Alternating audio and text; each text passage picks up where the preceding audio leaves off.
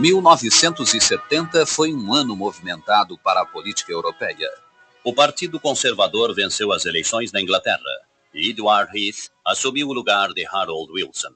Na Itália, um clima de instabilidade social marcou o ano, provocando sucessivas mudanças de gabinete, sempre dificultadas pelas divergências existentes dentro da própria coligação de centro-esquerda. Em agosto, Emílio Colombo conseguiu formar o gabinete que se manteria estável até o fim do ano, apesar das greves e protestos que continuaram. Em dezembro, a crise foi na Polônia. Distúrbios populares em várias cidades, por causa da escassez de alimentos, levaram Władysław Gomulka, o homem forte do Partido Comunista Polonês, a renunciar, sendo substituído por Edward Gierek. W dniu dzisiejszym odbyło się 7. posiedzenie plenarne Komitetu Centralnego Polskiej Zjednoczonej Partii Robotniczej.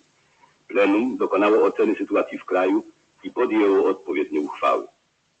W związku z ciężką chorobą Władysława Gomulki, plenum przyjęło jego rezygnację z funkcji. No início do ano, também a Tchecoslováquia fizera alterações no seu quadro de governantes. O primeiro-ministro Oldrich Cernik fora substituído por Leomir Strugal, enquanto Alexander Dubček assumia o cargo de embaixador na Turquia, para meses depois voltar ao país e ser definitivamente alijado da política tchecoslovaca. Muitos tratados foram assinados na Europa em 1970. Em Moscou, Alemanha Ocidental e União Soviética assinaram um pacto de não agressão. Unser nationales Interesse erlaubt es nicht, zwischen dem Osten und dem Westen zu stehen.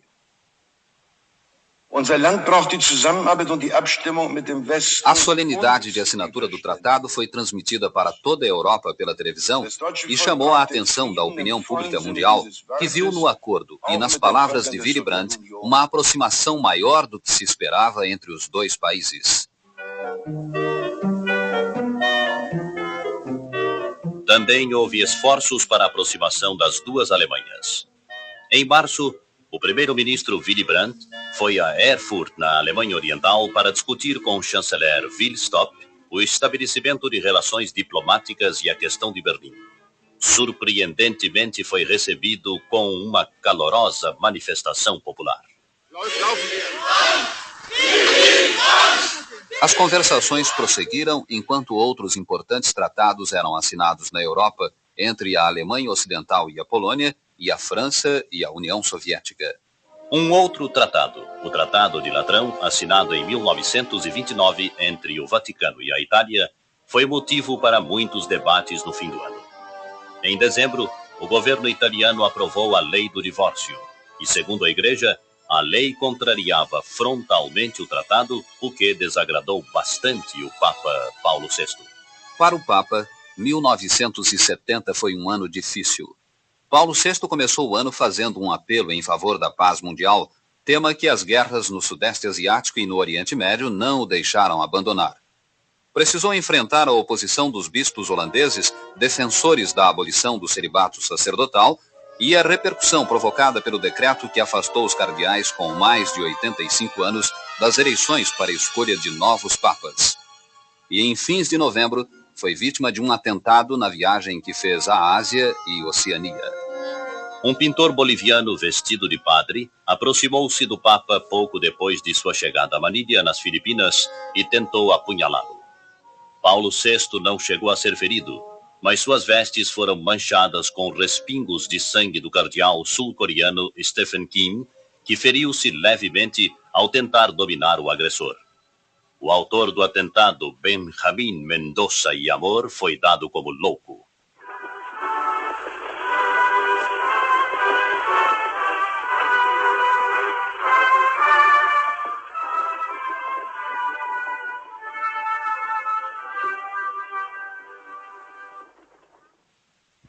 I am glad indeed, as Prime Minister, to welcome you, Your Holiness, amongst us. Em sua viagem, o Papa visitou vários países, até mesmo os que não têm no catolicismo a religião mais professada. E ainda fez uma ligeira escala em Dhaka, no Paquistão Oriental, onde dias antes um ciclone provocara a morte de 1 milhão de pessoas na maior catástrofe do ano, embora tenham ocorrido grandes terremotos no Peru e no Irã. Em 1970, com o aperfeiçoamento das transmissões de TV via satélite, o mundo inteiro assistiu aos festivais de música popular. Mas, de um modo geral, as canções indicadas pelos júris não foram confirmadas pelo público. A vencedora de Sanremo, Chi non lavora non fa l'amore, de Adriano Celentano, seguiu a regra. Outra que não teve repercussão no Brasil foi All Kinds of Everything, vencedora do concurso Eurovisão. BR3, de Antônio Adolfo e Tibério Gaspar, cantada por Tony Tornado, venceu a parte nacional do 4º Festival da Canção. Corre, e a gente corre na BR3. Na fase internacional, o Brasil não conseguiu o tricampeonato. Pedro Nadie, do argentino Piero, foi a vencedora. Pedro Arado, Pedro Tierra, Pedro de la Juana.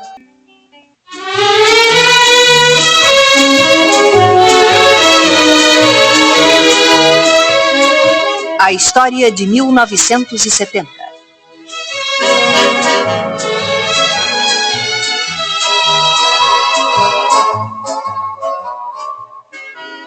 Para a ciência espacial, 1970 não foi um ano muito feliz. O único voo tripulado à Lua fracassou. Okay, Houston, we've had a problem here. This is Houston. Say again, please. Depois de algumas horas de voo, a Apollo 13, tripulada por James Lovell, Fred Hayes e John Swigert, recebeu ordens de cancelar o pouso na Lua porque uma explosão destruíra 2 das 3 células geradoras de energia para a nave. Durante 5 dias, todo mundo acompanhou apreensivo o drama dos 3 astronautas norte-americanos que, para voltar à Terra, precisaram contornar a Lua. A viagem foi extremamente difícil e os 3 astronautas correram risco de morrer envenenados pelo desprendimento de dióxido de carbono no interior da nave ou de ficar para sempre no espaço por causa de dificuldades para a correção da trajetória. Mas o pouso acabou sendo perfeito. A Apollo 13 ameriçou no Pacífico exatamente na hora prevista, emocionando a todos. The 3 astronauts did not reach the moon, but they reached the hearts of millions of people in America and in the world. O presidente Nixon não se importou com o fracasso da missão, elogiando a coragem e o sangue frio dos astronautas. Mas o lançamento da Apollo 14, marcado para novembro, foi adiado. Em novembro, a União Soviética conseguiu pôr na Lua um veículo automático, o Lunokhod I, que colheu e analisou mostras do solo lunar, além de transmitir fotos e imagens de televisão para a Terra. No campo da ciência, houve também muita preocupação com a poluição do ar. Em Nova York e Tóquio, os índices de poluição chegaram a níveis tão altos que por 2 vezes foi preciso decretar o estado de emergência. Cobrou Félix para Piazza, voltou para Félix. Vai lá, Rivera, tentou a falta. Já a bola sobrou pela esquerda, está sendo invadido o estádio. Bola cruzada para Rivelino. Terminou a partida! Brasil! Brasil! Brasil! Tricampeão mundial de futebol!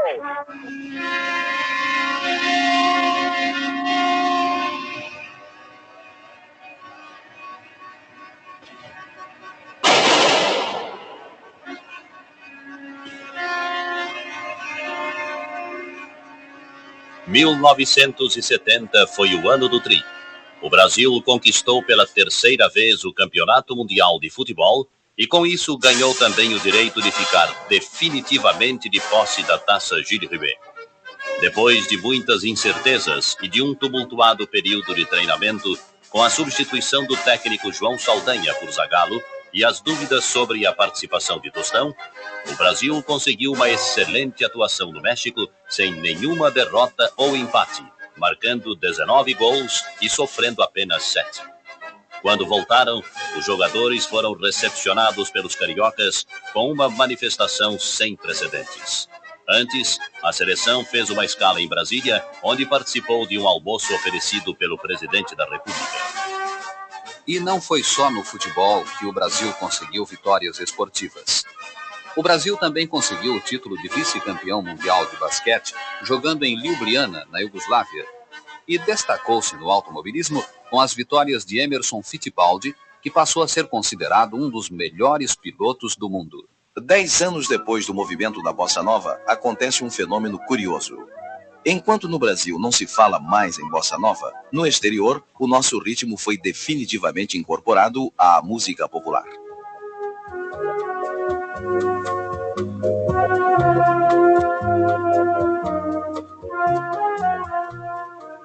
Isso se deve principalmente aos compositores e intérpretes brasileiros que vivem no exterior. João Gilberto, Carlos Lira, Walter Vanderlei e a Antônio Carlos Jobim, que têm gravado todos os seus discos nos Estados Unidos. Nara Leão, conhecida como a musa da Bossa Nova, somente este ano gravou um disco dedicado às canções que marcaram o movimento há 10 anos atrás. E o Brasil importou a sua própria música. A gravação veio de Paris. Só não poderá falar assim do meu amor. Este é o maior que você pode encontrar. Para o governo, 1970 também foi um ano de vitórias. Novos governadores foram escolhidos indiretamente em outubro. E em novembro, a Arena venceu as eleições em todo o país, com exceção da Guanabara, onde os 3 senadores e a maioria dos deputados estaduais e federais foram eleitos pelo MDB. O governo lançou o programa de metas e bases com o início da execução de vários projetos. O plano de integração social, dando ao trabalhador participação no faturamento da empresa em que trabalha, e a construção da rodovia transamazônica foram os 2 projetos de maior impacto. No Nordeste, a seca preocupou bastante o presidente Médici, que visitou as regiões mais atingidas e prometeu tudo fazer para acabar com o problema no futuro. Quero dizer que não me sinto com poderes e dons para fazer milagres, mas tenho firmeza, confiança e decisão para proclamar à nação inteira que, com a ajuda de todos os brasileiros e com a ajuda de Deus, o Nordeste, afinal, haverá de mudar. O presidente também se preocupou bastante com a má distribuição da renda nacional. Já em março, alertava os estagiários da Escola Superior de Guerra. Quando nós voltamos para a realidade das condições de vida da grande maioria do povo brasileiro, chegamos à pungente conclusão de que a economia pode ir bem, mas a maioria do povo ainda vai mal. Mas o ano terminou com euforia nos círculos econômicos governamentais. A taxa de inflação foi menor que em 1969. O Produto Nacional Bruto aumentou bastante, com um índice de crescimento em torno de 9%. E o IBGE divulgou os resultados preliminares do censo, mostrando que a taxa de crescimento demográfico diminuiu, possibilitando ao país desmentir as previsões segundo as quais chegaria ao final do século com um dos menores índices de renda per capita do mundo.